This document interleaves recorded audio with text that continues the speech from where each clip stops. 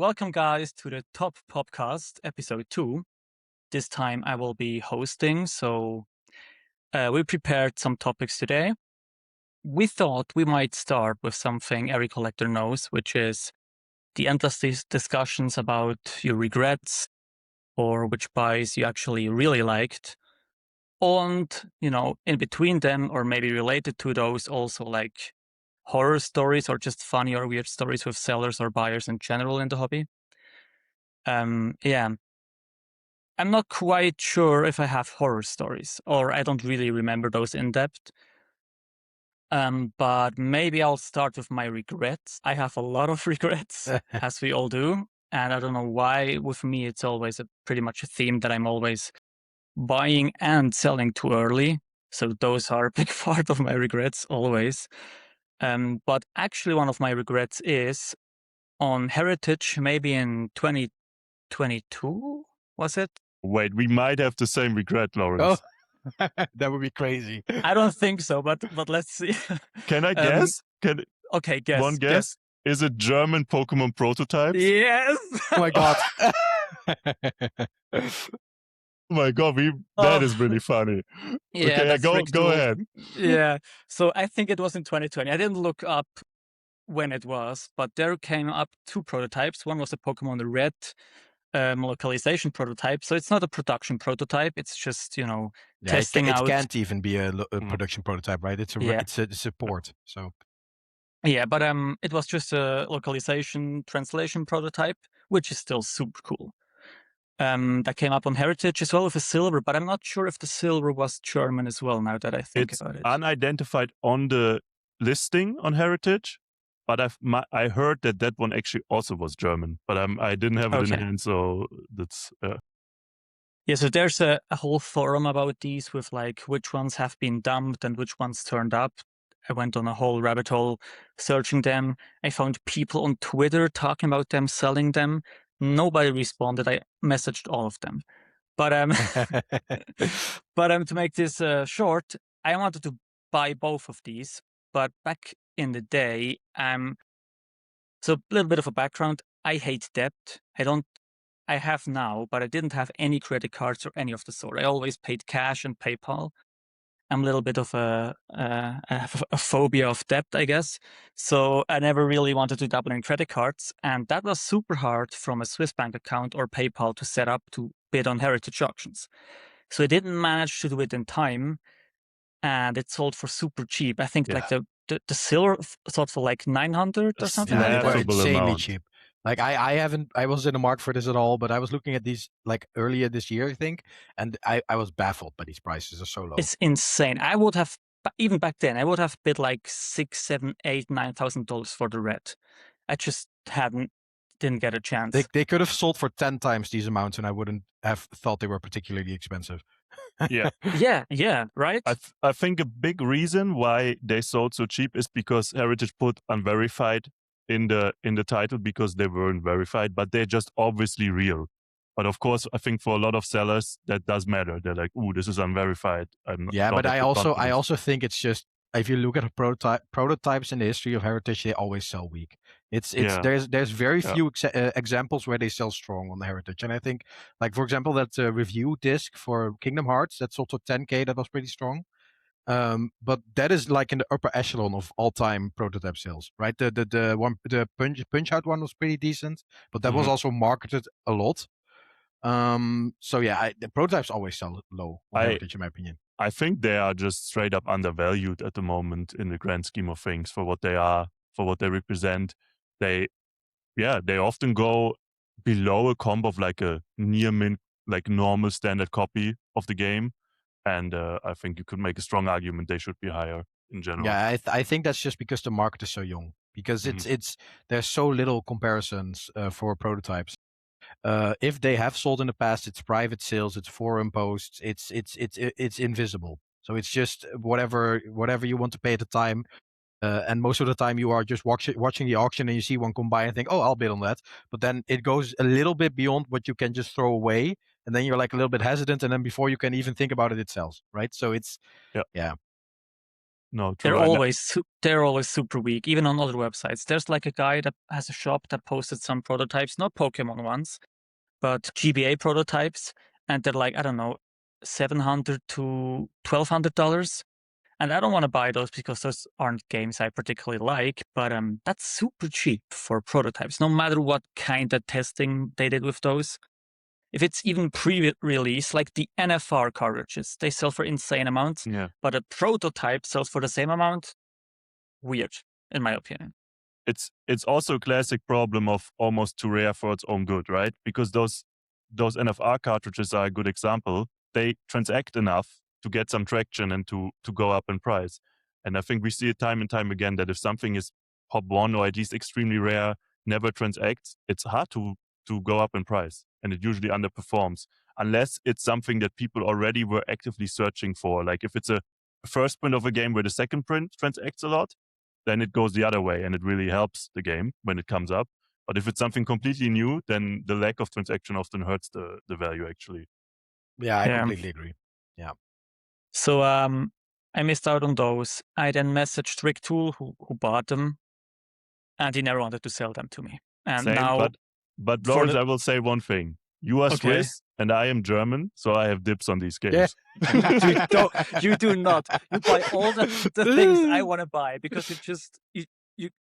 Okay, I go to bed around 8 or 9 Swiss time, and these guys here, they're up until like 3 o'clock in the morning, and they take up all the American stuff, and by the time I wake up in the morning, there's nothing left. So I get dips on the prototype. We will talk about that off camera. Okay. Well, it doesn't really matter because I've tracked down like 4 of those, and everyone but the one Rick Tool has are gone. They're like, nobody knows where they are. I've tracked down all the users. I have like I can show it to you later on. I have like not a spreadsheet, but I have like a list of Twitter or X usernames and forums where you can look up that stuff. And I like, right now, not periodically, but I used to check every 1 or 2 weeks. I checked all those through just to like the small chance of getting one of those. But yeah, I think I'm too late now. The commitment. Maybe you deserve one of them. You get the silver, I get the red. Yeah, you can at least give him the red. I'll take what I can, man. No, I think that's and a note on these. I know it because I see our dudes. I think it's also periodically pinging Claire asking, "Can I finally grade my GB prototypes?" They are not gradable yet. That, I don't know the name of him, but there's like an expert PSA has in consults with prototypes, and they're like hordes to submissions. And every once in a while, he comes down there and reviews the whole stuff. I've heard some prototypes came through like this or last week, so he must have been there. And she also said, like, basically, if he can make it fit a holder, she would grade it, right? Yeah, but I think the issue isn't that he can't verify them. I think the issue is that it just doesn't fit. How can it not fit? I mean, I would like 3D print some sort of holder for that card. Yeah, I don't know. Okay. Anyways, that's my big regret. Like my big regret. That's basically it. There's other stuff that I really regret, but that one's a big one. Yeah, I have to think in the back of a second regret because I'll the same one prepared. You prepared the same regret. I prepared the same one. It's somehow it stung because I wasn't even aware they were selling. Then I saw the price they sold for, and I remember just thinking, what the hell? Just the same as you. I was like, oh my God, I would have paid like 5x. I don't know. I would have paid so much more. And then it's not one time that I asked our dudes if he would sell them to me. It was also a few times already, just pinging him again. Maybe you want to sell them now. I'm German. Come on. But yeah, I totally get it. I wouldn't sell them either if I were him. So yeah, this one was in the back of my mind too somehow. How did you know that I was going to say that? I only said Heritage in 2022. How? I don't know, but knowing you, I had a feeling that this is something you are on about too. I don't know. You were right. But I can maybe, because I have 2 funny stories, and I will start with one that is more like a weird story. It stuck in my mind so much. It was back in the time when I was still more like buying CIBs and stuff. I don't even know what game it was, but I ordered something on Marktplatz, which is like the Dutch version of Facebook Marketplace, pretty much. Bit different, but comparable. And of course, always after I made the purchase, I sent the guy a message saying, "Hey, please wrap it safely. I'm a collector. Please bring it to me in a good state." And it arrived, and it was in perfect state, but it was wrapped in a toddler's jacket. Like I opened it, and my girlfriend was next to me, and I was like, "Who sent me a toddler's?" And it was so creepy. It was like just genuinely really, really creepy seeing this children's like rain jacket. And then like the game was fine, but I also then was like, I know I have to get rid of a freaking toddler's jacket, and I don't really. so I kept it in my shed for like a week or two, and then just in the evening I went out and quickly threw it in the bin. But it's just such a bad look for students too. That's actually hilarious. So yeah, that one stuck with me. And those are funny. The wrapping stuff I forgot about. Yeah, that's a good angle. Like one time I bought, I think it was like a Terminator 1 VHS, a sealed one. And the guy wrapped it in like the inner plastic from a cereal. And it still had cereal in it. Like that's like bad. Yeah, and the crumbs got under the seal of my... Oh my God. And it's not expensive, right? It's like 30, 40 bucks. But I just thought to myself, first of all, who doesn't eat up all their cereal? And second of all, who then puts a sealed item into it and wraps it that way? That's like insane. Yeah. But okay.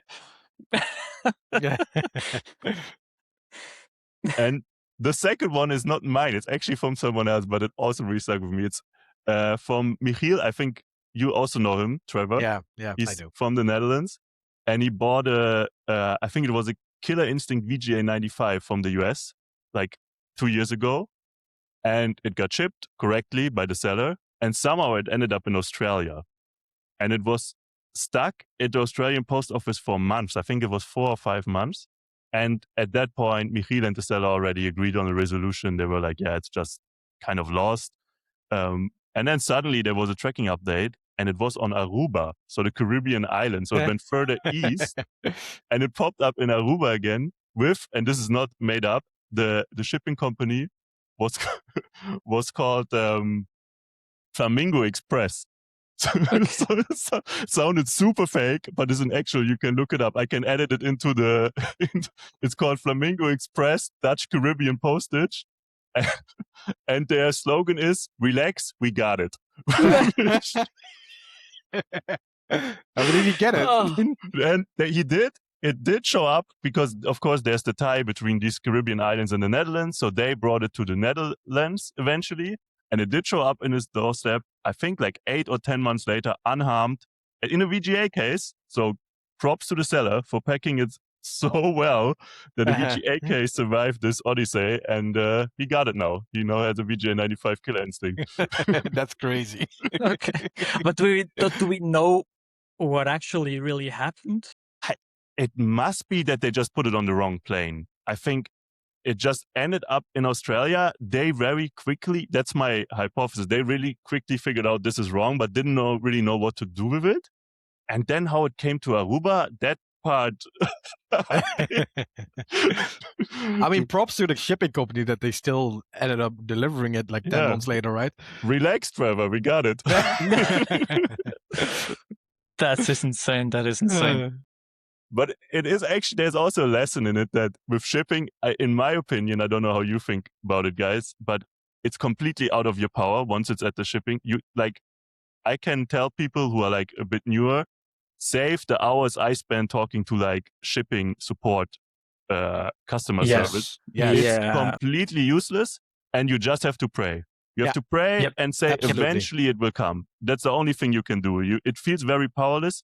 The only exception is if it's stuck in customs, then sometimes you have to take action. Every other scenario, you just have to wait and pray, in my opinion. Yeah. And people always ask me like, oh, can you contact the shipping company, whatever. I just say like, if you want something done, you have to contact them. I'm not going to do it because it's just a waste of time. If it is lost, I will just refund you because it doesn't do anything. I also never do insurance. It's just pointless. It's not always pointless because I think I said it on the last podcast, I under-declare my submissions. Yeah, I also and do. because WATA and now PSA have like specific conditions for shipping, I usually massively underdeclare and ship like a big package to my middleman game gallery. And once upon a time, what was it, maybe 2023, I sent like my biggest submission. It was like 16, 17K back then. Put it all into a box. And for Swiss Postal System, there's like there's like a weird service where you can ship it with Swiss Postal System up until the border, where it's then taken over by FedEx and then shipped into the US. Okay. And Interesting. it's like half the price. So I thought, oh yeah, nice. I will select that one. Big mistake, because the package got lost at customs or like at the border. Nobody knew where it was. Because I panicked, I picked up the phone, called everyone I could. They didn't hear from the package or know where it went for like 9 weeks. And it was already ready to give up, because I messaged FedEx as well and not just the Swiss Postal System. Somehow they figured out the package got to Belgium, and I don't know why, and showed up in Belgium and just lay there for weeks and weeks. And somehow they figured out that my email corresponds to that one, and they then end up shipping it back to the US in the end. But I think if I wouldn't have asked or sent emails to FedEx, it might just have been lost there, and I would have been out of 14, 15K, which would be like, I don't know, 30, 40K right now in games. Yeah. So that, one thing I do is I put a second label inside the package. I heard it once from someone working at a shipping at a courier that I think 80% of lost packages are just where the label gets unreadable or loose, and then they cannot be identified anymore. So having a second label in the package, I believe in, because then they just open it and they see, oh, this is where this was supposed to go to. Just restick it on, and then maybe it can even just go on. Yeah, do the same always. I also like wrap it in the transparent what's it called? I don't know. Tape. Film. Yeah, right. So because I once tried to buy a sealed Pokemon Jungle booster box from Australia, I think it was. And the pack, there was like half a liter of water inside. It was like insane, dude. Like insane. It was luckily the box was fake, so no Pokemon cards were harmed. That was on top as well, but it was like all destroyed. If it would have been real Pokemon cards and back it was like 8 or 9K USD, that would have been real fucked. Yeah. It was like wet. Yeah, I mean, Claire also said this before, right? That they often get like wet packages in that are just like the games inside are wet to put the stuff inside in a bag to make sure it doesn't get touched by any water. Yeah, insane. Yeah, it's crazy. So I think you do actually have quite some horror stories. They're just coming back now. Yeah, they're coming back now. I like in a part of my brain that I totally lost access to, but yeah, I somehow just didn't think of shipping. When you asked the question, I thought of maybe like eBay buyers or sellers. I didn't think of shipping because obviously I have horror stories of shipping, but yeah. Yeah, because if we're talking about shipping, I mean, I also have a fun one. Well, I think this was sometime last year, maybe like summer last year or something. I agreed on a trade with a UK collector. I traded I graded this myself. I had like a really rare bundle with 2 Game Boy Advances and 2 copies of Mario Kart Super Circuit on GBA. It was a Volkswagen car bundle, right? We should edit it into the video. It's really cool. It's really cool. There were only like 150 of those. It was a sealed bundle, but because it's so niche, the person that wanted to trade this to me, I told him, open it up, see what's inside. If it is what I want, I will take it for the agreed upon price, right? So it was all fine. It went well. I got the stuff. I graded the 2 Game Boys and the 2 games. I got an 85 plus on one of the Game Boys, 90 plus on the other one. Whoa, nice. An 85 plus on one of the Mario Karts and an 80 and a 90 on one of the Mario Karts. I think if in today's VGA standards, it would be like 95 plus and 90 plus or whatever. But so I sold the 85 plus Game Boy for 2.5K on eBay. And that sold quickly as well. Sold within like a day. And then I agreed on a trade with a UK guy that I know well. And he traded his 90 Game Boy with a distributor sticker on it, but the same Game Boy variant. It was a Glacier transparent one. It's like the next to the purple one. It's the most standard color in the in EU. And then about I think like 1K in value or so. It was like a Chibi Robo, Red Strip, VJ 85, and some other stuff. It was a decent trade for me. It was a decent trade for him, right? So he shipped his stuff. It arrived safely, whatever. I shipped my Game Boy to him. It arrives after like a month and a half of being stuck in customs, just updates of warehouse scan, warehouse scan, warehouse scan, warehouse scan, whatever. It finally moves. The I'm like, UPS special is the yeah, warehouse scan. Yeah. It finally moved. So I'm like, oh, finally, I'm relieved, right? I already was the 90 was already like planned to be auctioned, right? I was like, okay, so it finally arrives. And then he opens it up and he sends me pictures. The entire thing is destroyed. Like they actually with screwdrivers, they poked a hole through the case. It's cracked. It's opened. They didn't even open the box normally. It's just like it's actually destroyed. If I still have pictures, I'll send it to you. You can edit it in. But which customs were that? Do you know what yeah, customs? UPS. But from which country? UK. I've had UK custom issues before. It's just the most annoying one. It's for me at least. I mean, it's obviously subjective, but for me, I have had the most issues with the UK, and it was just destroyed, and I was just out like, what is that worth? Like maybe 4 or 5K. And I sent him back with his stuff, obviously, because like, yeah, of course. But I mean, I still did a partial trade for the Game Boy stuff, GameCube stuff, because I wanted to have it. But yeah, so I was just out that. So that is a true horror story if I ever heard one, right? And my biggest, I mean, I didn't write this one down because it's not really a regret, because I did it correctly, right? I didn't do anything wrong. It just was unlucky. But for my biggest regrets, I mean, I don't have any major regrets, because most of the time, I was talking about this to Tim earlier. Most of the time, it's just like, I would have bought this if I had the money, but I don't have the money, so why even regret it, right? It wasn't in the cards. And I think one of the main things I could name is that not even that long ago, I think like 2 years ago, I had like I bought a raw Sonic Adventure 2 Battle on the GameCube.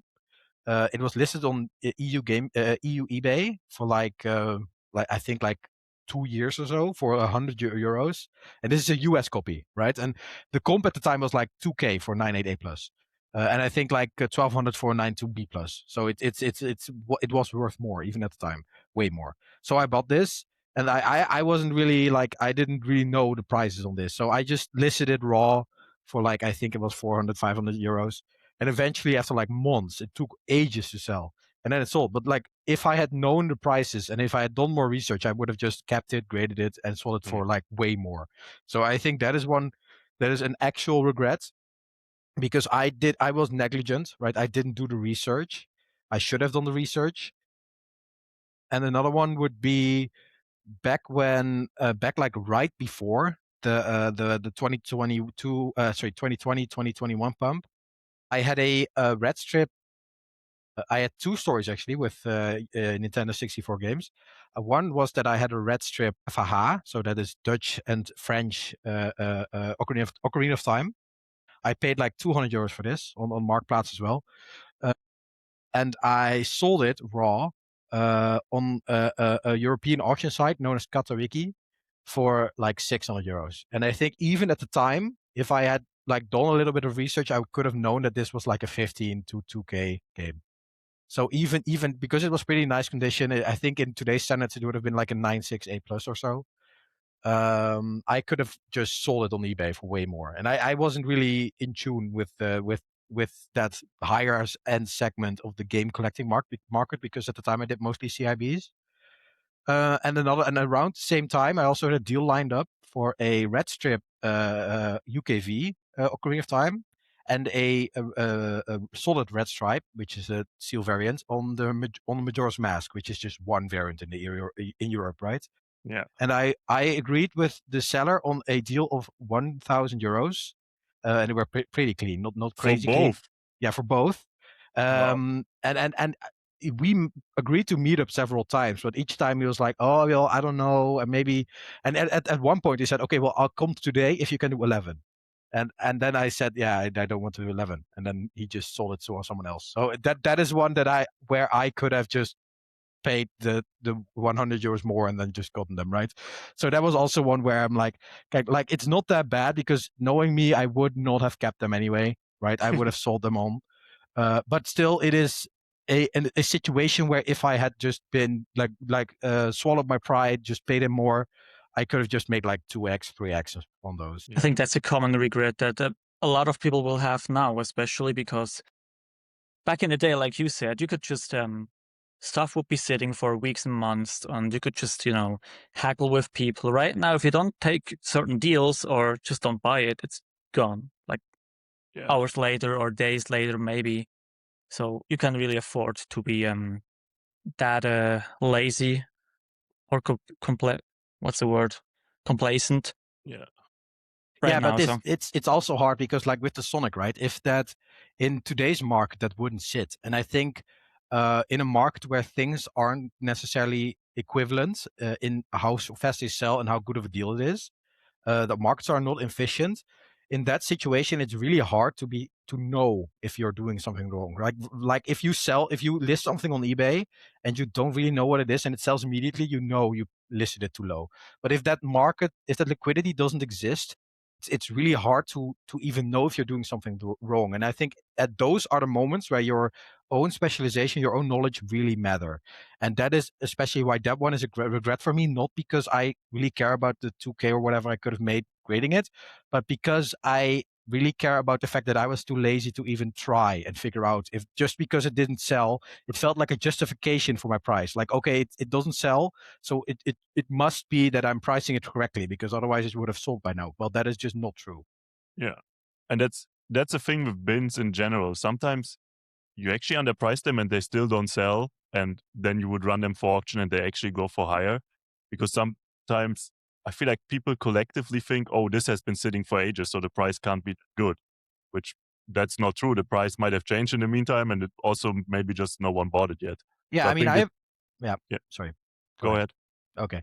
Yeah, I have a story like that as well, because I think last year or so, like later last year, I bought a made in Japan Wind Waker that was listed for like 2 years. I think even 3 years, because it was listed in 2023. And I think they were asking like 16 or so, and it was raw, it was real, it looked pretty decent. I mean, yeah, I sold that for 3.5K after grading, and it wasn't like it was a surprise grade. It was the exact grade I expected, 968 plus. So it was just a deal that was sitting. Same story I had also last year. I think I had a raw made in Japan Melee, 1K. It was sitting for like a few months. I even sent it to you, and at the time you were even like, oh, maybe. and I just bought it for 1K, and then I graded it. I mean, it got a pretty high grade, but even if it didn't get the grade, even if it got the grade I think it deserved, that would have been like an easy double up. And it's just sitting, right? Yeah, it's just psychology, buyer psychology. Or like when an item sits at, I don't know, 1,500, and I try to haggle it down to 1,200, and they don't want to take any deal, and then I pass. Even though if it would have been, I don't know, 1,800, and I could have haggled it down to 1,500, I would have bought it. Yeah. So I really have to check myself on those. So I still do it to this day. I really have to check myself. Trevor, you saved me on this exact situation, because this actually goes to it's a nice bridge to one of my favorite buys, which is very recent. It's scheduled to arrive tomorrow, but recently first print PAL UK NL Pokemon Red popped up on UK eBay, and it looked pretty damn clean. I still have to have it in hand. I can show it off in the next episode. And I sent it to Trevor saying, like, should I just bin this or should I make an offer? And he told me the exact thing. He was like, if it was listed even higher, you would probably just offer the price he's asking now. Yeah. And actually, he was right. I was like, yeah, I will regret. This will be one of my regrets if I don't buy it. So I just binned it. And I'm really happy about it, because the first prints for Pokemon Red are not really established yet for PAL. But Trevor and I looked into it a while ago, and there's a really clear, distinct first print. I will show it on the next episode, give a bit more detail, but it's it's really cool, and it's one of the Yeah, favorite and games it's of really all. nice as well because the what was it, second or third print boxes? I think it was second print boxes. They the unfolded boxes that are like really well known for blue and red in the Paul, those are second prints. So if it's a first print, it is real. That is so it's really nice that you don't even have to be cautious about that with first prints. I mean, of course, there can be reseals, but it cannot be an unfolded box. That's And like second print yellow, NTSC. If you have like overlap seams, you don't really have to check. Those are real like 99% of the time. Yeah, exactly. So but the first print Paul red and especially blue, because I've never even seen a blue sealed. Those are really rare. Like it's crazy that he found one so recently, so quickly after we looked into them. Because yes, there is one more listed, but that is listed for like double the price he paid, and it's also way worse condition. Yeah, so, it's very beat. And even that one, I didn't really want to buy it for that price, but I was like, oh, I just want one. So I was even considering getting a beat up copy. So to now find a nice one. I mean, it's not that bad, but it's just compared to what you got, it's way worse. Yeah. So that's a favorite. And then I looked through my eBay, thinking like prepping this episode, what were my favorite buys. There's a financial one, which just in terms of percentage gained is crazy. I bought a first print Minecraft for $50 from Canada once, and it graded 98A++. So the percentage gain is, of course, through the roof. Yeah, but honestly, that's not my favorite buy. It's cool, but I think my favorite one is actually another Pokemon Red. Is I bought a Pokemon Sandshrew, I think almost 2 years ago now, 92A++ for $6K at the time. First of all, that was a financially a great buy, but it also was the biggest game I bought at the time. And I remember just being really, really happy about it. I was like, when I had it in hand, I was like, ever since I started collecting sealed, I really wanted one of these. And I felt this gratification of like, nice. Now I have one. So that really stuck with me. And I also haven't sold it. And it's just sitting in my collection because it's just a nice one. I don't know if it's my greatest buy, but it's definitely a good buy. I bought, tying back to our last episode, I bought I think it was German PAL sealed League of Legends. And was it that one? No, that one I sold. No, I bought the RP one, graded like a 90A, I think. Not good, or for hard case, not that good. Yeah. Pretty bad, even. But I traded it for a third print Pokemon Red, 8.5A. But that's way nicer. At the time valued at like 2.5K. I regraded that one, got a 90A plus, and that one I sold for 6K 3 years ago, maybe. Nice. So that was really good because I bought the League of Legends for like $200 or $300, I think, something like that. So that was great. Took like a year, but that was pretty good, I think. Yeah, but those situations are so nice because not because like yes you're making a lot of profit, but it's also because you're making a chain of really good decisions, right? Yeah, you're doing a trade for liquidity with a better game, then you are looking at it and saying, hey, I can regrade this for and get a high grade, and then it works, and then you also get a good sale. That those types of situations are like my personal favorites because it is not about getting lucky; it's about seeing the opportunity you have and capitalizing on it with what you know. And that also kind of ties into my favorite buys because I mean I have a lot of stuff I like, but most of the stuff I like I paid like either market or around market for, or it's like it's a good deal but it's so niche that it's hard to express if it's a good deal or not. But one buy I would highlight is around last year as well. I bought I saw a Doom, a first print Doom Paul UK piece one listed at auction, and it was a starting bid of 150 pounds, right?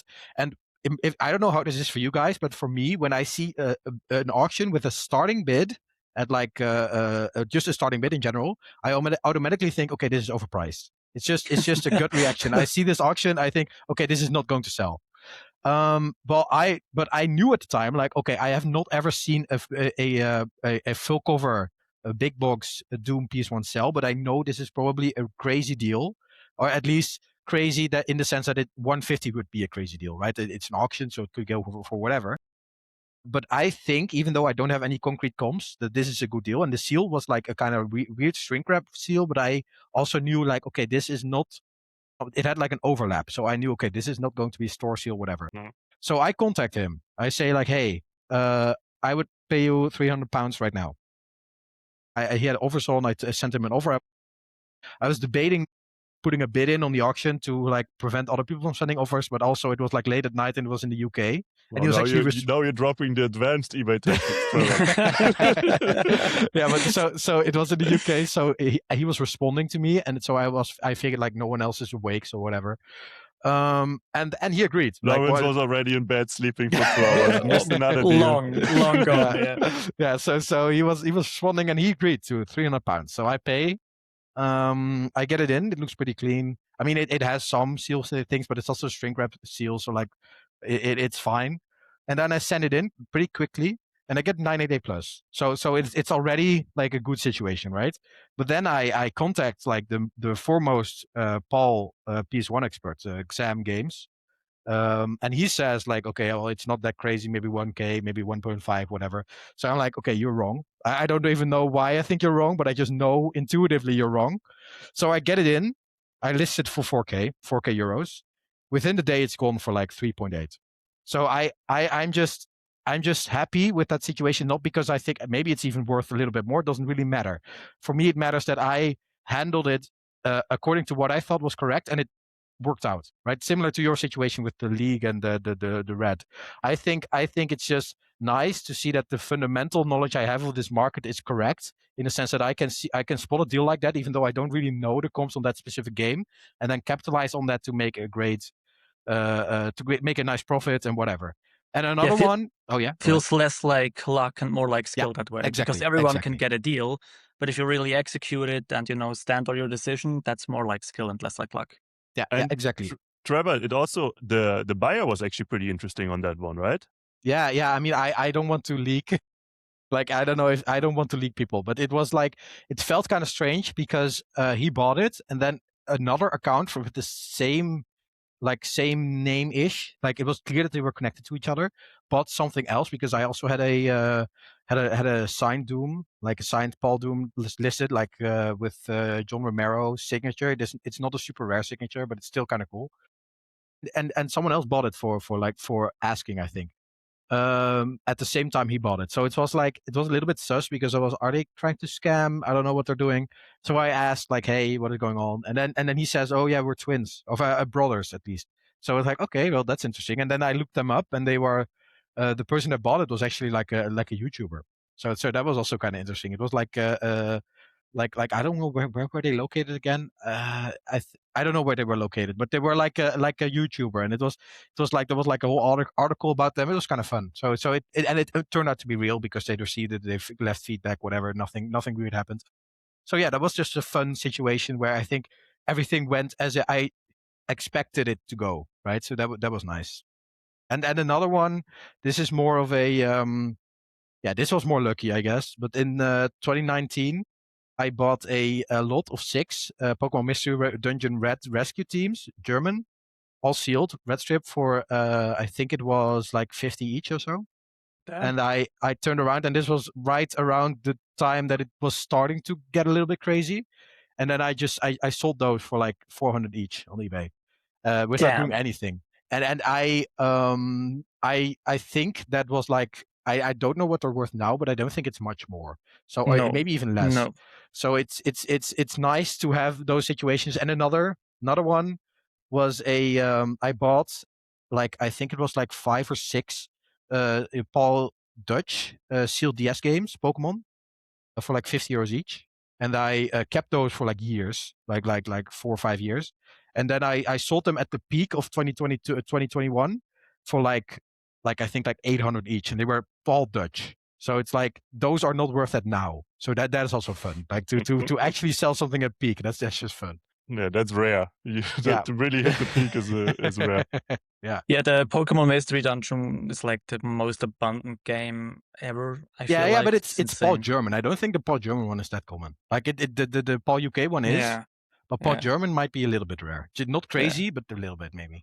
So I thought, because people always ask me about print runs. And obviously, we all know the basic print runs for Pokemon Red. I just took this one for an example. But sometimes people send me listings or pictures where you only see the front. And this made me think that it might be interesting to tell people how to tell which one's first print of Pokemon Red from the front. In order to do that, I just do like a little small introduction on how to tell from the back. Usually people, see, okay, it has a white ESRB front logo on the front. So that means it's an early print. And in order to tell if it's first or second print, they refer to the back, where you obviously, for a second print, you have the Rattata screenshot. And for the first print, you have the Sandshrew screenshot. Pretty easy to tell. You can also see it from the side. So there's the 100% versus 83% fiber and the inverted recycling logo. 100% being first print, 83% being second print. But you can also see it from the front, and this is where it gets interesting. The first and easier way to see is there's actually different spacing on the Game Boy font and the edge of the box. So for the first print, there's like a super big gap between the edge of the box and the G in Game Boy. And for the second print, it is much smaller. I think that is also another reason, or the reason for that is another way to see which print is which, because there's Y-folded boxes and there's double-ended boxes. Yeah. I don't have a picture of that right here, but I think that the different folding process is actually why the spacing is different between the two prints. So that is the more obvious one. So is there? Sorry, I have a question. Does the first print have both a double-ended and a Y-fold box? No, the first print only has a double-ended box. Okay, yeah, I figured, but I wasn't sure. Or as far as I know. Yeah, of course. No, this one is the much easier way to tell. So if people don't have like good pictures or anything of the sorts, this is the way to actually tell. And there's also a much more niche way to tell, but you need really good pictures of that. Don't ask me how I found this out. So for the first print, there's a missing pixel in the flame of Charizard, which That's crazy. I'll make it a little bit more obvious. That is it. It's just literally like a little rectangular missing part in the flame. That's wild. You found this, Lawrence. You just yeah. I imagine you waking up early, just grinding in front of you, looking at the Sandshrew box, being like, "Where are the pixels?" The flame one I found out, but like a year later, someone in the SGC group also noticed this, and that person also noticed the spacing for the Game Boy, and the spacing for the Game Boy I didn't find out myself. Because I thought it's damage on one of my first prints and went to look at it and then saw, wait, that's not damage, that's an error. And then went online because at the time I didn't have a second print and compared the two. And when you look at the second print, which is this one right here, there's no missing pixel. Crazy. Yeah, I didn't know that. That's no, crazy. Me neither. I really thought I was kind of an expert on the Pokemon first prints, but I never heard of this. So that's actually really cool. By the way, so look at me now because I'm the expert now. A little side note, because on the double folded versus Y-fold boxes, I think it was actually in the Discord, I think it might have been Am who asked for years if Zelda Oracle of Ages or Oracle of Seasons are foil or not, because sometimes it's not super easy to see on the pictures. And it's the same there. Like the foil print, the first print is a double-ended box, and the non-later print, non-foil, is a Y-fold box. So if you have like full listing pictures, it's pretty easy to tell. But you can, other than for Silent Hill, you can actually also just tell. Yeah. If you've seen a lot of foil versus non-foil, in some lightings it's a bit harder, but usually you can tell. But you know for sure if you look at the type of box. Yeah, I was super excited when I found that out, because back then you could actually still buy sealed Pokemon raw. And oftentimes they didn't know what they had. And they just listed like one picture of their game, usually the front. and I really wanted to know if it's first or second print, because I thought, oh wow, $900 for a second print wouldn't be a good deal, but for a first print it would be a good deal, right? So I was super excited about that. But the Game Boy font is much easier to tell because you need pretty good pictures, and usually if they put that good of pictures right now, the back is also included. So kind of mute at this point, but I just thought but it's an it's interesting. super cool. Yeah. The pixel way is definitely the cooler way to tell. So you found the cooler way. Definitely cooler way to tell. But that would be great if we would visit the PAL versions as well next week, because I think we touched on it a little bit on the last episode, but there was a fake sealed Pokemon Red a few weeks ago that we tried to get down, and we actually got it taken down from eBay. It then got relisted and sold. He wrote in a title that it is resealed and it's still sold for like $2,000 or something like that. So likely someone will get scammed or already has been scammed with that. Was this a German one? Yeah, or UK. It's the UK version, German seller, I think. Okay. Yeah, it was definitely a German seller. Yeah, it was definitely because late last year there was a guy that had a bunch of German ones that were resealed. Was this an unfolded box or was it just a resealed box? Like, was it obviously this one opened? was unfolded. It was from the. I'm 99% sure it was from the Hannover. Okay, so how did you guys know it was resealed? The red strip was the wrong red strip. Yeah, but which wrong red strip? Because there's like 3 or 4 red strip variants you can have. But it was the very late version, the GBA version that shouldn't exist. Like one that straight up didn't exist, not the late. Yeah, the one version. the one they probably took from Mystery Dungeon, because they're Mystery so available. Dungeon, or no, probably not Mystery Dungeon, probably from what Advance is that game Wars called? No, not Advance Wars. It's like a white cover. What is it called? Oh my god, a white cover. Yeah. What? Oh man, it's. I have pictures of this. Give me like a minute. I have one of these. It's a very famous game. It's like a hack and slash game, but it's like not on the GBA, but like in general. 2 seconds. But it's a small R. I always get those mixed up. I always have to look it up because I always the forget small if it's R large or small. Is the later. Yeah. Okay. It's called Dynasty Warriors. Dynasty Warriors has a big R, so maybe it's not that one. I just figured it needs to be something that's super abundant and you can still get mint. Yeah, but so Dynasty Warriors, still mint. Those were like those. I had like 20 of those at one point. They go for like €40. That is like, but it's a big R, so actually that might be.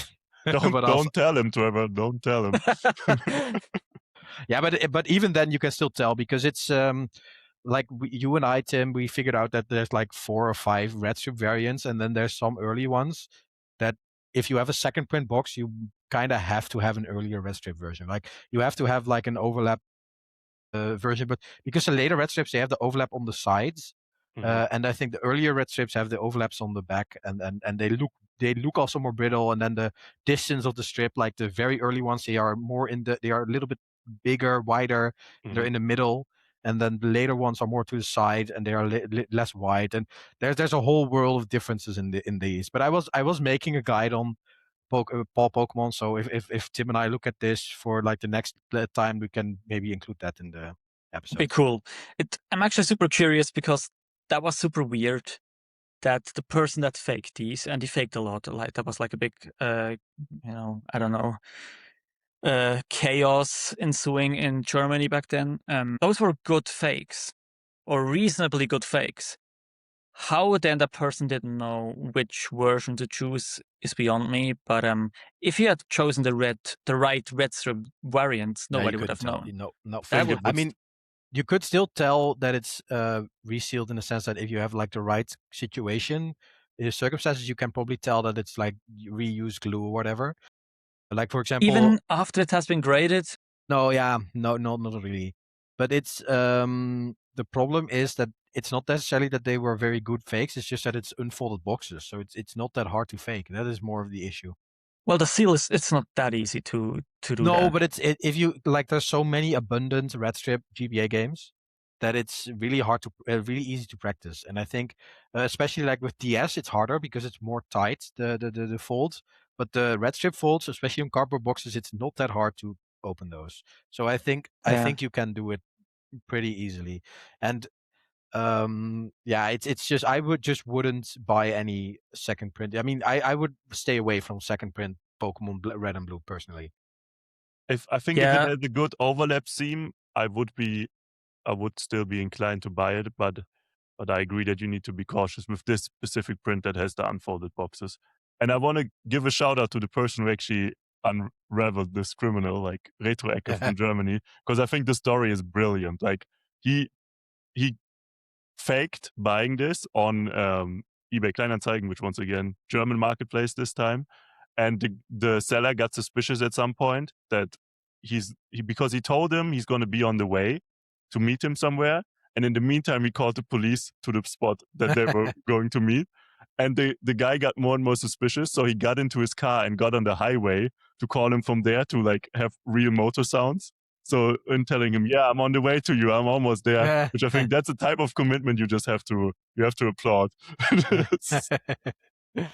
Yeah, so TinoCare actually was mad at me because I bought like a bunch of unfolded boxes from the UK, and then I was selling them. I also graded a bunch of those, just the empty boxes, because easy money. And that's first, what the scammer also thought, easy money. Like now I know it. I don't think I did anything wrong in selling these. No. But now I see why he got mad at me in the group, because well, it is just setting up scammers. It is what it is. It's just a super hard topic. And right now, CIBs are at a price range where it's feasible to buy CIBs, and that's what I thought people would be doing with these, just upgrade their CIBs. But back in the day, I see that he was a little bit at least suspicious of what I was doing, and I totally understand that. Yeah, but it's so hard because it's also just cool to have unfolded boxes, right? So it's kind of I don't think it's justified to be really angry at someone that is obviously not doing it to, like, if you are just selling unfolded boxes, I don't think there's any reason to get mad at you, right? If you are doing the resealing, okay, but you're just selling the unfolded ones. Like, what are you supposed to do with them? Yeah, and I don't think you shouldn't be allowed to sell this type of stuff, obviously. But it's just a hard topic. I see why he got angry, because he was the one involved.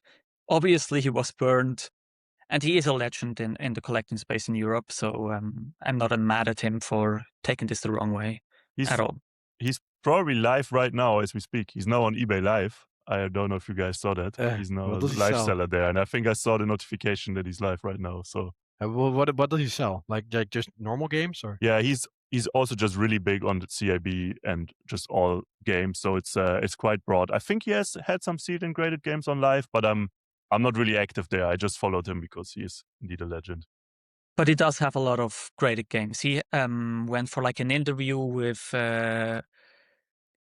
I'm blanking on the what the CEO's name. Yeah, Dennis, thank you. And he has like these huge displays, and I don't know what they're called, like the electronic display thingies and stuff like that. He has like a huge collection of those. So he's a cool guy. He has a great shop.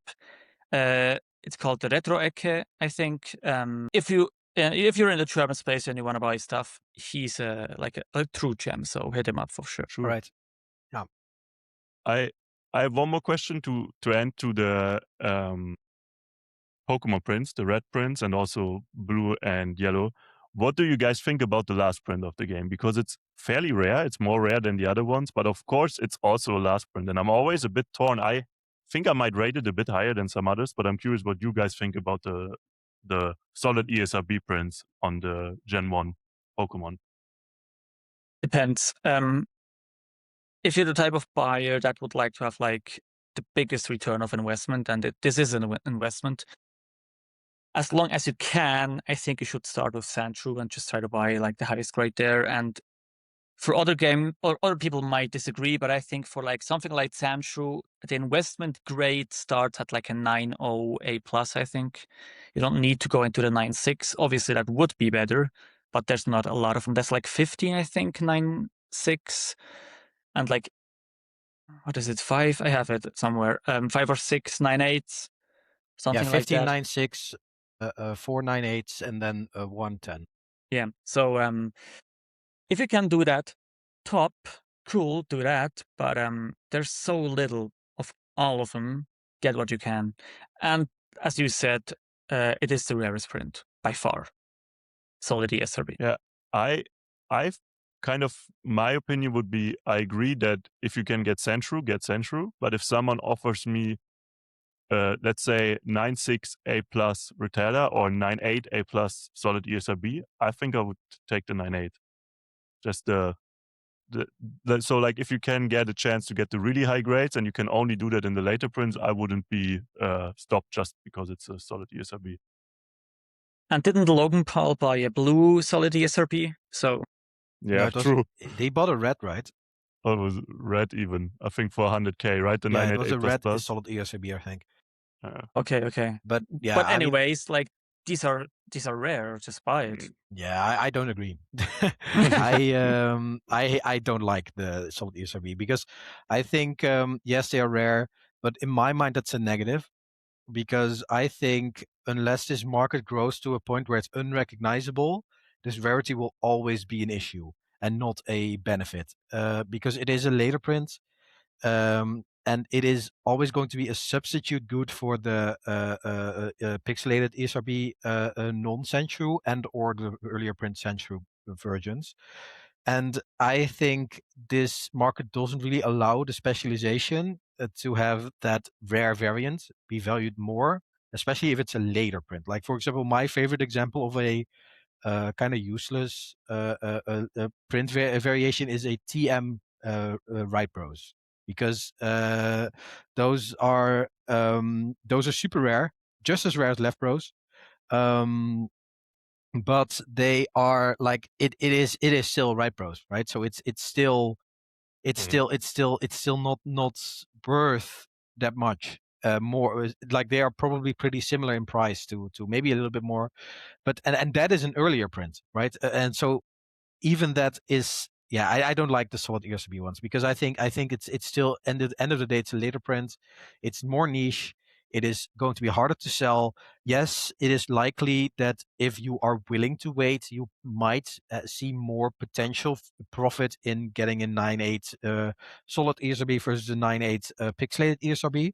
But also, I think the increase in transactions for the pixelated ESRBs, as well as the fact that it is just an earlier print, will still have you see more results there. So I don't love it. I wouldn't, if someone gave me this offered me the same grades of a pixelated ESRB Retada and a pixelated ESRB of a solid ESRB Retada, and the price is like maybe the solid ESRB is like 3K, the pixelated is 4K, for example, just random example, I would see that 4K pixelated one as a more solid 4K than I would see the solid ESRB as a solid 3K, right? Like I would see that as a more volatile price at the solid ESRB, even if it's. I don't think we disagree at all. I just think all those negatives are there, but it's still a Pokemon Red. So of course, but of course, right? This is still, it's only relative to other versions of Pokemon Red / Blue. If it's compared to other games, I don't mind it at all. But it's just when you are picking between pixelated and ESRB and pixelated Retada and a solid ESRB with the premise that the solid ESRB is a rarer variant, I would not value that really at all. That the fact that it's a rare variant, I don't care. That I think people looking at this also shouldn't make the mistake of overvaluing that rarity just because it is rare. I think that's actually mostly a negative and not a positive. I agree on the same grade, but I think if you can get the chance to get a higher grade solid versus a slightly lower grade pixelated, then I would take the solid. And I think there is a scenario where I think the market can grow enough for where someone wants to have the top pop or near the top pop of all three red variants. I can see that collector existing. Might even be me, honestly. I think it's cool. I think there's some, like, if you're really into a game, I do value rare late prints. I mean, there's other examples like where it's even cooler, right? Where like Final Fantasy X has that super rare late print where it switches from Square Enix to Squaresoft. No, it's Square Enix. It's from Squaresoft to Square Enix. Yeah, and correct, Kingdom Hearts also has this, etc., etc. I mean, yeah, Yeah, but I think those are also bad investments. I think, yes, they're cool. Yes, they are specialist games. Like you say, if you are a specialist, if you like game, you want both. But I think those are still the fact that something like a Square Enix print Final Fantasy X is decently valued right now is a carryover from CIB days. And I think that mentality will die off. Like, not entirely. It's always going to be going to have some value, but I think the relative increase you will see on a first print versus a later print, even if that first print is way more common, is going to be that later print is going to lag behind. Even if it's still worth more than it was before, I think the increase percentage is going to be way worse. And I would rather have, like, as Square Enix, Final Fantasy X is pretty expensive. It's also pretty expensive CIB, to be fair. I would rather have like 2 or 3 988+ Square Softs than one Square Enix. But I would argue that as a market matures, and you see that in TCG, people start caring about this stuff suddenly. Like, I agree that right now you're not maybe in a rush to get these, other than them being rare, and you should just pick them up if you can. But from a like price perspective, it's not a rush. But we are heading towards a bigger audience right now in the graded games, and once the market grows, I think you've seen in TCG that error prints, special variant, rare edge cases can suddenly gain value. Yeah, it can happen, but it's so because even in TCG, it's a market that has matured at a speed that cannot be replicated in a market like sealed games, where the populations are so much lower. It is just impossible. Even if the same amount of interest was here, it would not mature at the same rate, just because its level of transactions is so much lower. And even there, you see that these rare variants, variants, later variants, are still niche and still often not keeping pace with the earlier stuff. And yes, there are exceptions. For example, that test print Raichu card, but that is not really something I would put in the same category as a late print of something. That is just a one-off print, right? Yeah.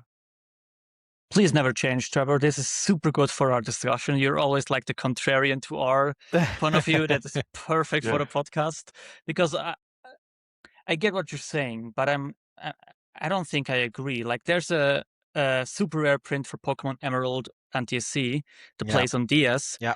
Which there's like, I don't know, 3 on the pop report, maybe 5 I've ever seen. Yeah, I hate that one.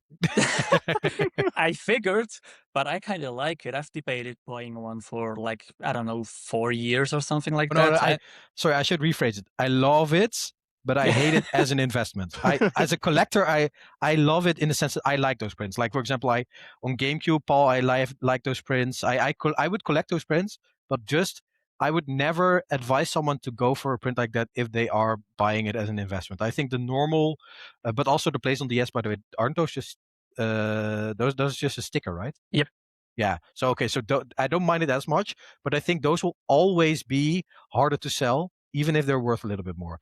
And I think if you look at markets that are super hyper efficient, this is maybe a little bit of a weird comparison, but I think it makes sense.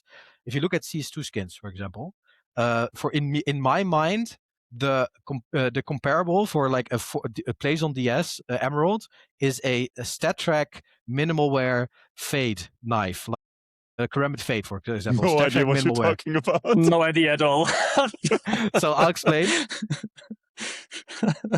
Karambit Fade, it is only available in factory new minimal wear. Do you guys know how float works in CSGO skins or CS2 skins? Okay, well, let's just say the factory new is the best condition, looks the best, least scratches, and there is a 0 to 7% chance to get something in factory new. But the Karambit Fade and some other knife skins, they're float capped. So they are, the lowest float you can get is like a 0.9. So there's only like 1 in 10 that you get a minimal wear. So it's way rarer, but it's also less desirable because it's a worse condition.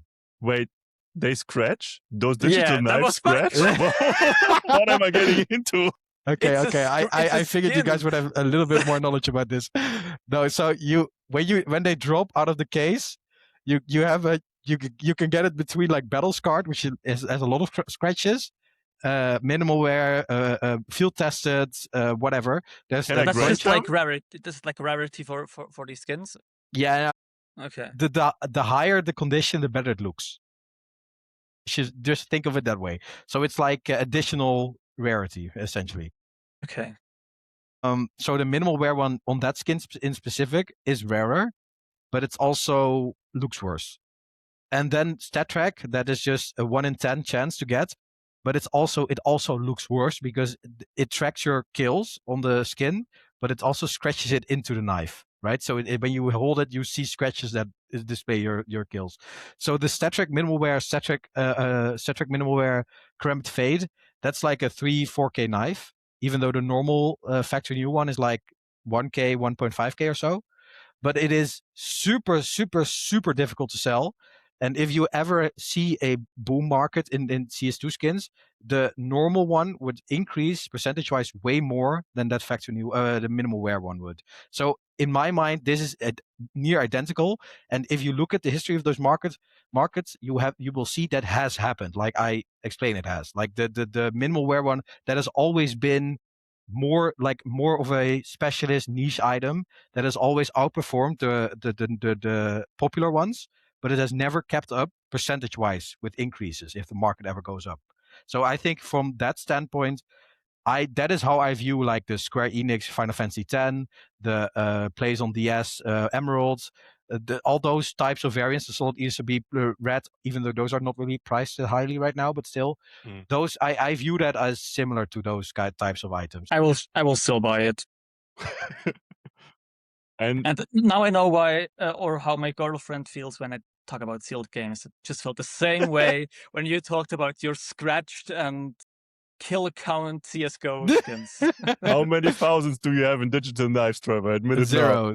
I don't have any, but I have had it a lot. I have had a lot. Yeah, I have so much. Like CS2 is one thing, but I also have. I used to trade a lot of TF2, and no one that I know cares about this, and I have so much knowledge about this that I can never share ever. Like I probably have as much knowledge about TF2 as I have about sealed games. We will. When Lawrence and I are on holiday, we will just give you a solo episode, and you can just nerd out just giving TED talk. Oh boy. I'm sure there's someone. If you're here and you're a viewer, put it in the comments. Give some love to Trevor for the the knives. Yeah, there might actually be a chance because we got a lot more views than I would have expected. Yeah.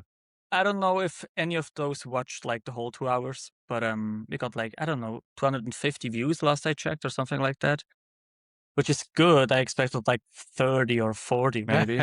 Yeah, no, I mean, same. It's over 300, and I can actually see the total watch time on our account, and it was over 60 hours already. So some people definitely watched the whole thing. So props to people who did the full 2 hours. And also shout out to my girlfriend's grandpa. He today asked for the link, so he's now he's gonna watch this, and he is gonna feel like he never understand anything. So I doubt he will make it to the end, actually. Yeah. So I guess we don't really have to make a pump segment. We just like unintentionally or maybe intentionally pumped Pokemon Sandshrew Red for the whole hour. But I mean, there's no one here that disagrees, right? That is just the game. Yeah. For me as well. I guess we're all trying to do the same. Like we're all trying to buy like a 9.4 to 9.6 of Sandshrew, right? Yeah. Yeah. I mean, okay. Well, this I will explain more about this in the like the FOMO meters. I guess maybe we can do the FOMO meter now, like the US. So I'll explain. Like, yes, that is my eventual goal. But I have been since last episode, I was writing down like a list of stuff I would like to have at some point, like whether it's investment type items or just games that I want. I mean, I want a lot of GameCube stuff, but I'm not including that. Just like other consoles, other systems that I want stuff for. So take, for example, like a WoW Alliance cover 4 gig variant, a Fallout Big Box, etc. Right? Stuff like that. Just stuff that is not really part of a set, but it's just that I want individually. And I just want to write it down, what I think it's worth, what my priority is. And I was thinking about it, and yes, I do want the Sandshrew Red, and I think it is probably the most smart buy. But also, it's pretty expensive. And if I look at some of the stuff I want, for example, I really would like a GTA 1. either an adult rating, teen rating, doesn't really matter. If it's adult rating, I would want a decent grade one, like a 968 plus or so, 998 plus. If it's a teen rating, any grade I would be fine with, to be honest. I mean, I can't afford super high grades, but just like any grade I would think is decent.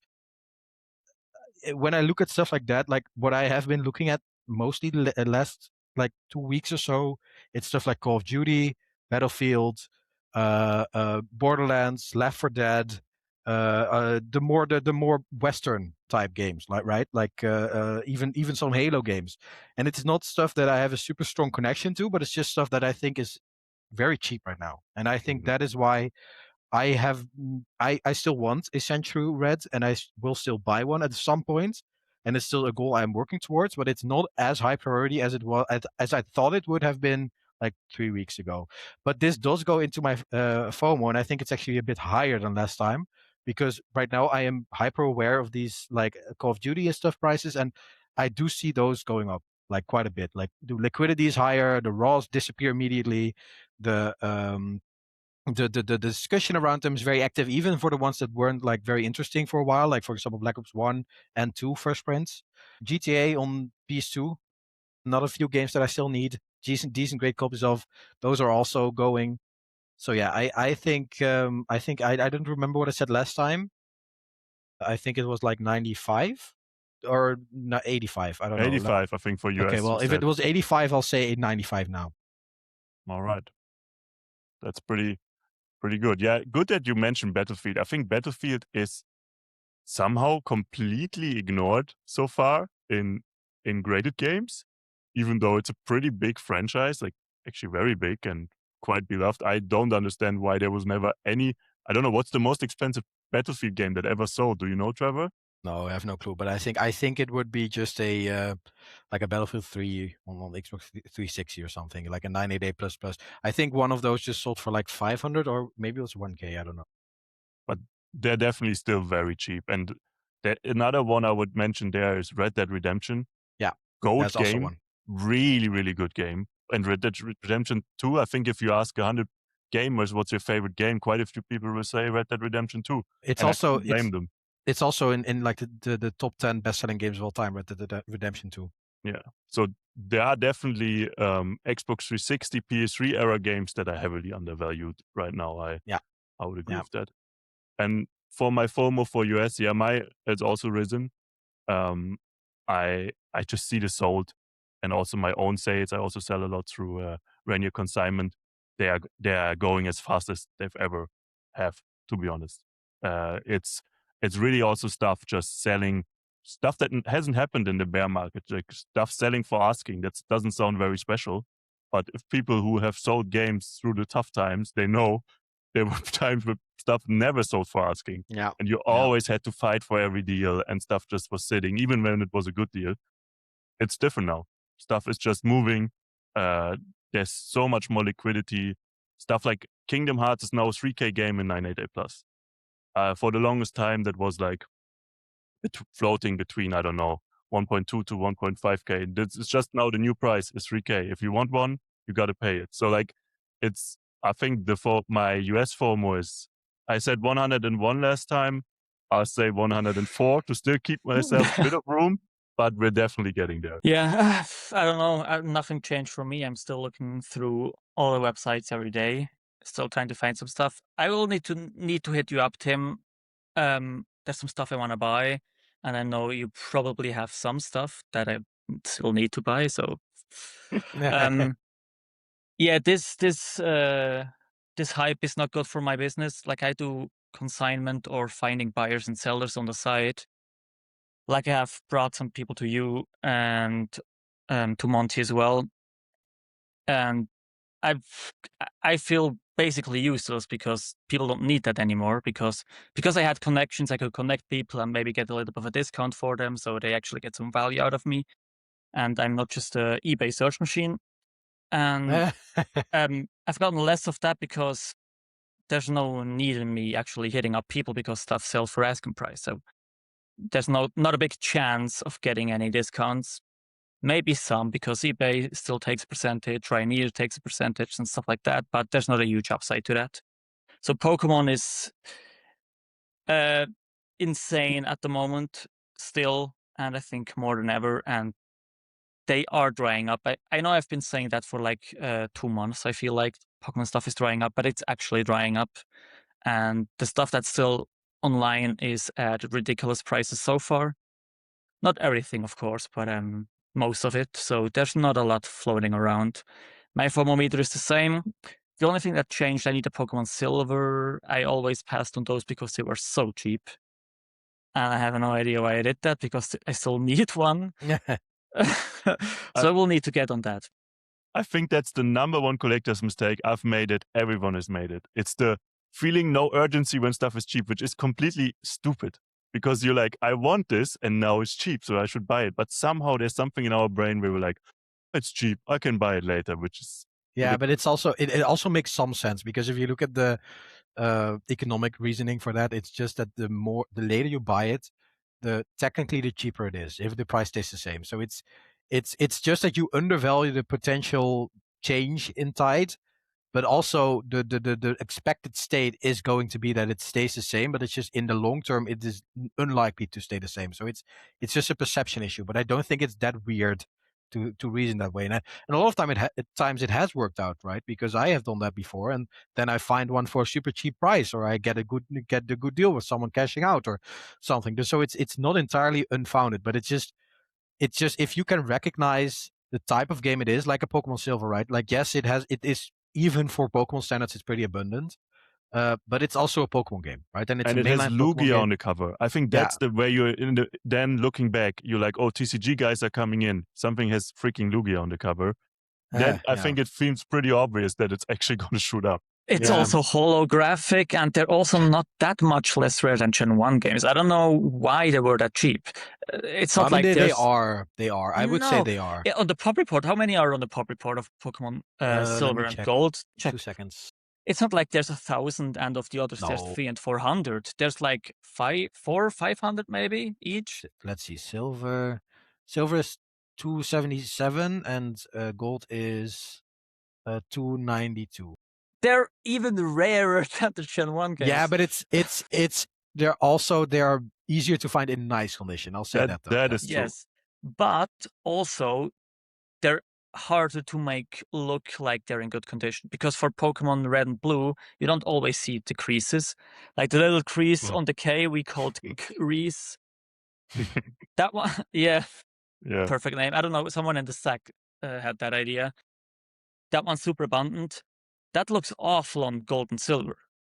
It does not look that awful on Gen 1 games, because they are not holographic. So I don't know why I waited this long. I still need one. We'll need to shake some cash loose to buy those. Yeah, I mean, I think a great indicator for if something's going to go up, like, this is not the only way, right? But I think just this is a way to gauge interest. It's just for Pokemon Gold and Silver for like 2 years, raws were like 500 USD or so, maybe. Yeah. Like average condition, like 7.0, 8.0. Yeah. If you got those graded and sold them graded, they would be like 1,500 USD. Like 1,000 to 2,000 USD. And I think that discrepancy in the values, that shows that it is undervalued, in my opinion. Just in general, like, the market is probably going to catch up at some point. And I think like a lot of games are not that way, right? If you have a raw and then it's graded like 968 plus, it's close to raw price, maybe a little bit more. And it's hard to know the difference between something that's undervalued and that's just popular.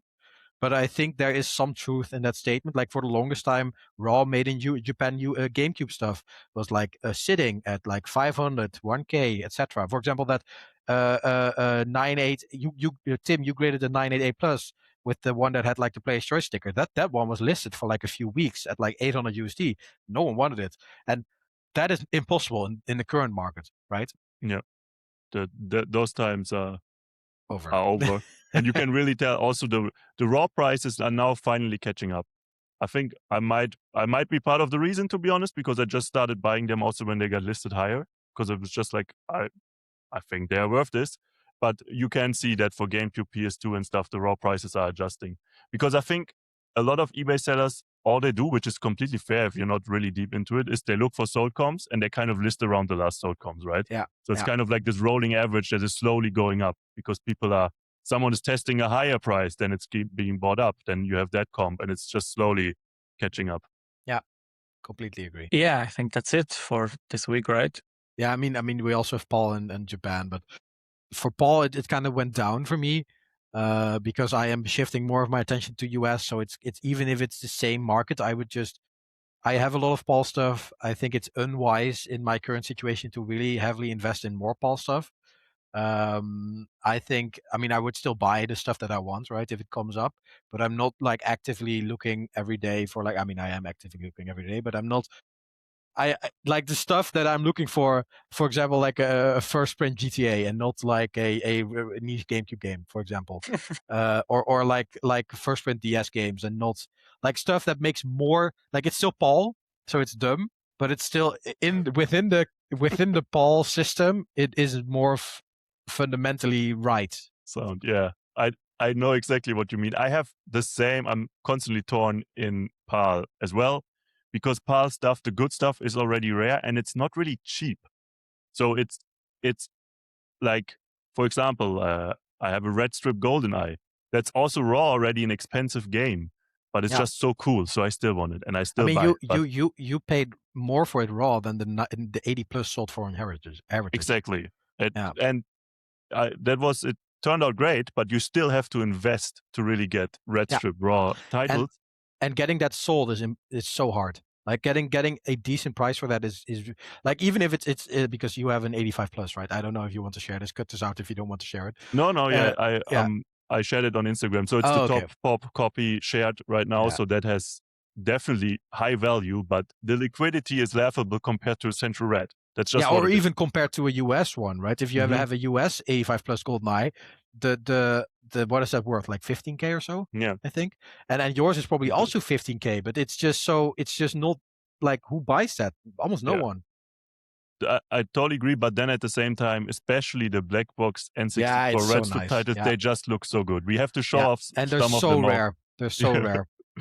They are just pretty games. So I still buy them, but I agree with you, Trevor, that I also always have in the back of my mind, this is not where my money really, just from a pure financial standpoint, should be, but it's still cool games. So what's your number for PAL? I don't know what it was last time, but lower, like lower, 10 lower. I'll say 10 lower on PAL and 10 higher on US. Yeah. So I think it was like I think I said 65 maybe. So like 55. Okay. I'll go. I think I was at like 70, and I will go to 65. But I think the time will still come. We're gonna pump those red first prints.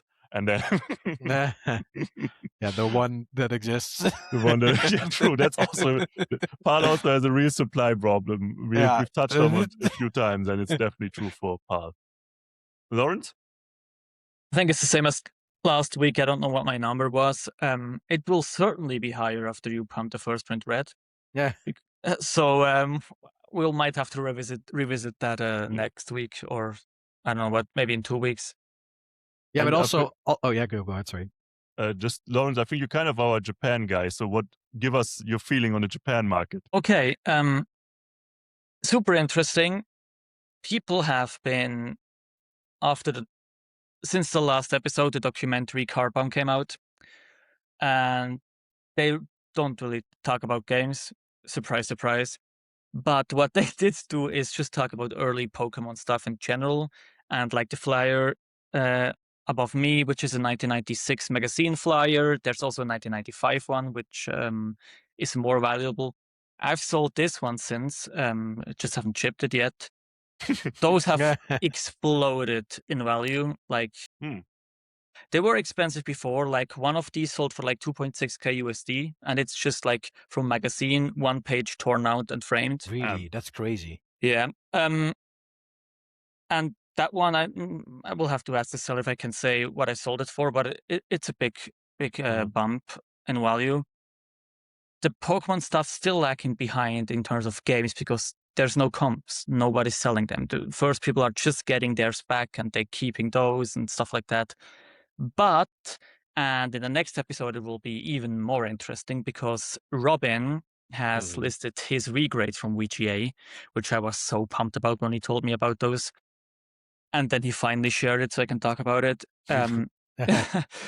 It's a second print, but it's unopened 9.8 Pokemon, aka so red, which is right now on Goldin. Right now it's sitting at like 43.7k or something like that. And we have hit me up if you want to go into or join our Pokemon game collecting group on Instagram. I did a poll in there, and people seem to think, like most people seem to think, this will end between like 80 or over 100k. I'm not sure if it will hit 100k because it is first to market. It is the highest graded example. It is Pokemon Red, but it is also the first to market, and I don't know if people are ready to spend 100k on it. I think they should, but I estimated it to be between 70 and 90k maybe. That will be interesting. Right now, I'm still the highest bidder on his Pokemon Midori, so the green one, also unopened, second print, 9.6, that one is. I'm still the highest bidder with, I think it's 10k. That will be interesting. And then, I don't know, it is not in this auction, I think. He has a Pokemon Blue, which is a PSA Heritage, right? 10. Yep. Yes. Yeah. PSA 10 gold label. Ooh, yeah, that's crazy. Sexy. Yeah. That is real good. He will be a rich man after these auctions. I'm quite confident it goes over 100k just because the crystal did 40k, and this is way cooler than that crystal. It's also a way better purchase in my opinion, even if it's 150 or 200k. I would rather, if I had that type of money, I would rather pay 200k for the blue than I would pay 43k for the crystal. Well, I would too, but one is a private sale and one is an auction, which is sometimes a little bit different. And there's also like the hanging doom or potential doom above it that there might be a first print unopened. There is a first print. There is one now. Yeah, I have not heard that. Wait, so sorry, I shouldn't say that. Wasn't there a Toyota one that was graded unopened? But you're talking about blue, yeah, right? Blue. Okay. Yeah, I was talking about blue. Yeah, I'm sorry. I switched topic because over 100k, I thought you were talking about Pokemon Red. Oh no, okay. I was talking about blue. Sorry. Oh, okay, sorry. Yeah. Okay, yeah. For blue, there, I think all prints that we know of have surfaced. Yeah. Okay. Yeah, I was just talking about Pokemon Red. I'm not sure if it can hit. No, over I don't. 100K. I don't think because the blue. I think because the Toyota version exists, there are okay, we already know the prints. There are first prints, but even if there weren't, there was always going to be one. Just because if you get one of those with a car, there's a very high likelihood you just didn't touch it. I think, and with the red, if there's no easy way to really get it without actively reaching out for it, like you had to. If you wanted it, you had to buy it purposely. I think that makes it a lot harder for that to be one. If there are no cases, if there is probably going to be one, but it's not as likely as some of the other games, I think. Yeah, the thing is we don't know because WeChat pop reports are idiotic, like truly idiotic. Okay, that's also true. Yeah, that's true. So there could already be one, we just maybe don't know. Yeah, maybe. But I want to be on record that I also think the red will go over 100k. I think Goldin is the right place for it. It's the right time right now. It feels like with like now PSA being out there for Japanese games. My feeling is it's going to go over 100k actually. Yeah, I voted between 50 and 70. Okay. I said it to someone else. I said I think 70. Okay. I would be surprised. 70 would be really low. I don't know if it will break 100, but it could totally break 100. If that one goes over 100, that in turn then also would mean that maybe the green will go to, I don't know, 30, 40, which would be an all-time high for green. Because right now it is not the highest comp for red, because I think, was it a 90 plus for... I think it's a 90 plus. I think it was the first time Heritage sold one. Yeah. Which that one was, I think, first print mint on Instagram. That was his set that he sold, which did very well. Yeah, I mean, later on it sold for like half. So, I mean, not the same one, but like similar grades. So. Yeah. No, they tanked to an all-time low, basically. Yeah, way too low. Yeah. Let me see, 1 second. It will be interesting. I think if we do another podcast, it's still running like, I don't know, 21, 22 days, the auction. Yeah, that one was 45k, and then another one, same grade but different cert, sold for legit the half of the 45, so 22.5. Like that is a super good buy in retrospective. 3 months Holy later. damn, that is such a good buy, because you do have a chance at a 9.8 if you have like a 90 plus. It's not a big chance because VJ is not that strict on like stuff without a seal, but I mean, it makes sense, right? They have so many grades over 90 plus, and in 9.8 implies that it's almost perfect. So I think it makes sense for NS to not be that easy to cross. Like I've seen the grades they were beforehand. I don't know if Robin shared them, so I won't share them. But the crosses were pretty good. I have seen some Japanese stuff cross really bad though, or not really bad, but just not as good as you might would think. Like 85s crossing to 8.5s, stuff like that. So that's also just the nature of the VGA 85. The 85 is such a crazy grade because you really have to look at the pictures. An 85 can be quite nice, 9.2 like level box, and an 85 can also be an 8.5 box, like straight up quite beat. Yeah, I feel the same way about 85 plus. Yeah, but if it's 85 plus, at least I think you can expect like 9.4 quality box on average. Hopefully, right? I will be brokering a 9.4 Japanese one. No, I will be brokering an 85 plus Japanese one, which I'm hoping will be a 9.4, and not hoping it's a 9.2. I will update you guys, but it's VGA, man. It's a gamble, especially for those type of games. Yeah, but I like 85. I think is genuinely just inconsistent, but I think 85 plus is pretty consistent. I think it just makes sense that because it is NS, there's no seal factor. They're just like the quality of the box on average is going to be worse than if it's a sealed game. That's just what I think. Definitely. Yeah. So yeah, I will basically do another segment. Maybe with the next podcast, because it's still running like 21 or 22 days, the auction, the Goldin auction. So if we're closer, we might have a more accurate take. Maybe some stuff has sold, maybe some stuff has happened. So yeah, we will revisit that, I think. Nice. Then quickly all our Japan numbers just to complete it. And I think then we can wrap it up. I don't know what I said last time. I think it's the same. Nothing has changed. Nothing has changed. Yeah, for me, it's also the same. I don't remember what I said last time, but it's still the same mentality. Missed the boat on Pokemon. Some stuff that I would like to speculate on for later PSA grading, but it's also not really where my money is going at the moment. So it's yeah. For me, it maybe got even a little lower because no one wants to sell to me. And no, but it's also like, of course, at some price people would sell. And there's always a price, right? But I think I'm not saying that the Japanese games are maybe even overvalued, but comparatively to, for example, Sandshrew Red, they seem high to me right now. So I'm less in the FOMO because I feel like the price is already high. It is. That's true. It is high.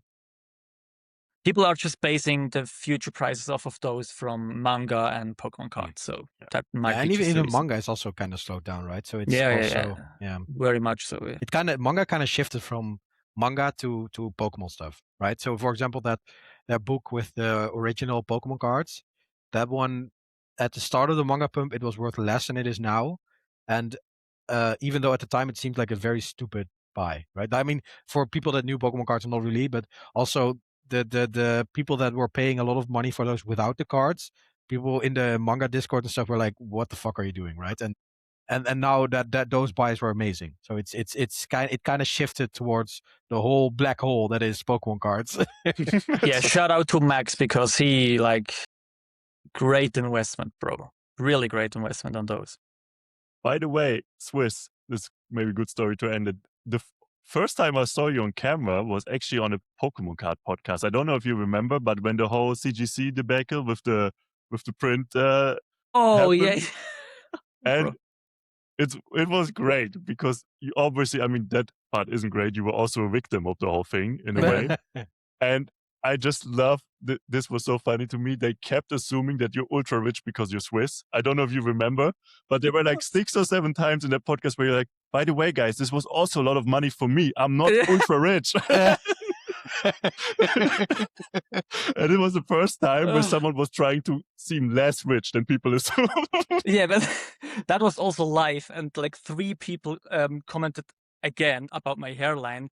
To be fair, back then I had like a running gag on my story with my hairline. I don't know why, but just a thing I did. And I was so distracted, and also I didn't have a hair tie, and I have long hair, and I was all fidgeting with my hair and couldn't really listen to them. Yeah, that was fun. That was a fun time, I guess. Well, it does sound very fun. Yeah, I always have to tell people, to this day, I'm not rich. I don't know, do I seem like, I don't know, do I seem rich? Do people take my story seriously when I do like the AI super over the top memes? Or why do people assume I'm rich? Because Switzerland doesn't have that many rich people as you think. No, but I think I mean, one, that is just not kind of true, but also I think it's just, if you are like so actively participating in collecting hobbies, the image people have that don't really know about it is just that everyone that is like knowledgeable about this is rich, right? Like the Logan Paul types, the I don't know anyone else, but this is just the generic collector archetype. Like you have like Pokemon cards worth 100K or whatever. Yeah, and also, people assume that everything I have posted, because I post a lot on my Instagram, I still own all those collectibles. Like, no, I'm cycling through to buy other stuff, and I paid basically for my whole bachelor's with that stuff. I don't have, like, I don't know, maybe 70% of the stuff that's posted on my Instagram, I sold that stuff. Like, up until October last year, I was on a student budget. I didn't really have any income. At like the equivalent of like maybe 600 or 700 euros a month. I was living with my parents still. So people really have the wrong guy when they assume that I'm rich. but I think it's a combination of the Swiss thing and that you do post really cool stuff all the time. Like also, I remember you had that disco print Alakazam and all these, and it's like, that's a really cool thing. So if you see someone having that, you just assume they might be. Fair enough. Yeah. And also to the SAC Discord, see that? I'm wearing a hat. No hairline for you today. Yeah, maybe they also just thought you are rich in hair, so you also need to be rich in monetary. I wish I could pay my bills with my hair, but I'm not at that level yet. I mean, they seem pretty interested in your hair. Maybe you can make a business out of it. Hey, if what's needed to do for me is to open an OnlyFans to get a Sandshrew Red, we can do that, guys. I will start a GoFundMe. Yeah. Maybe I could literally do an OnlyFans and just post my hair and see if you can have like, if they do the highest tier, you send them a lock of your hair. Then it gets to a creepy level, maybe. But maybe just no, then it gets to a creepy level. I think it's time to stop, guys. I think this is good time to cut the episode.